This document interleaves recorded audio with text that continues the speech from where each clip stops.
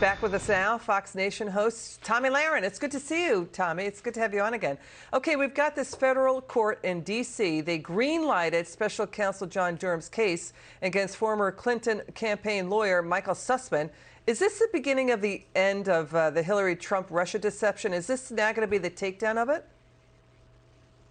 Well, hey, listen, I think that it is about time that Hillary Clinton and her campaign answer for all the dealings that they were involved in. I think the question then becomes, though, who will be willing to fall on the sword for Hillary Clinton and the Clinton campaign and the Clinton family? Because up to this point in history, so many people have, and she's managed to get out of every single one of her debacles relatively unscathed, and her political career has been allowed to continue because of that. But now is the moment, looking towards May 16th in this trial, where we find out who will be willing to fall on the sword and who maybe will be willing to sell Hillary Clinton down the river.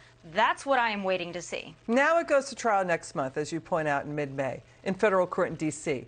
Special Counsel Durham charged Sussman with lying to the FBI and the Justice Department, covering up that he was working for Hillary Clinton's campaign, pushing this debunked false narrative inside the U.S. government to get it to go after Trump for Russia collusion. That Trump's organization was talking to Russia's Alpha Bank over the internet. Let's listen to former Attorney General William Barr. He's saying, yeah, Hillary and her team were trying to do a hit and run on Trump and get the government to do this and go after Trump with this fake narrative, but no fingerprints from Hillary on this. Watch A.G. Barr with us. Watch. Why did the FBI act the way they did? There was such a flimsy basis, really no basis for them to go after the Trump campaign. And then even as they learned that this information was bad and could easily be Russian disinformation, they continued.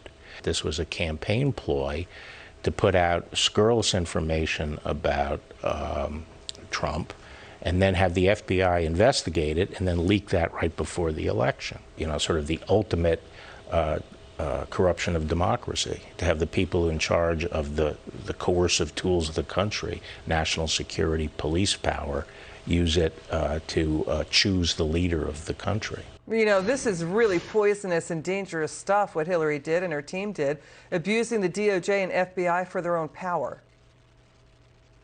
Yeah, this is well beyond opposition research and what normally goes on in a campaign. What is being alleged here with this Durham probe and investigation is Hillary Clinton and her campaign doing more than just a witch hunt, but having, you know, false and sometimes even salacious information, hurling that at the Trump organization and Trump campaign. And then you've got all these other folks and all these other characters that are intertwined into it. And Hillary Clinton has been largely able to escape a lot of ridicule for this. But I think come May 16th, we're going to not only find out what ties Hillary herself and her campaign has to all this that's going on, lying to federal agents, not telling who he actually worked for, though he was billing the Clinton campaign.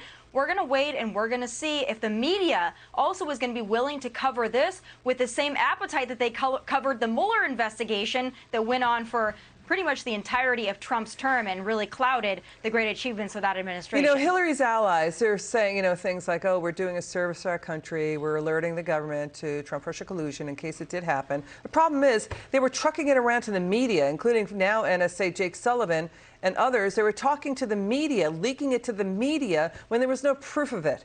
So they could whip up the, you know, the U.S. population against Trump. That's where that narrative falls down. Now, Durham has to prove beyond a reasonable doubt criminal intent. Can he do it? Can he get a conspiracy charge going? Do you think Sussman might take a plea deal? What do you think is going to happen?